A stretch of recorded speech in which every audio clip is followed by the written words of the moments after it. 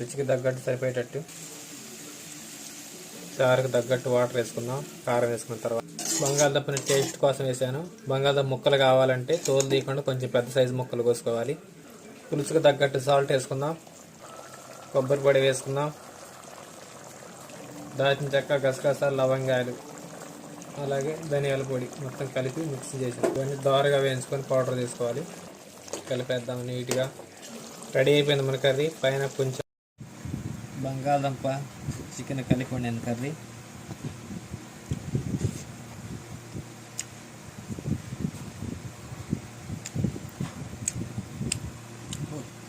Super taste ఉంది.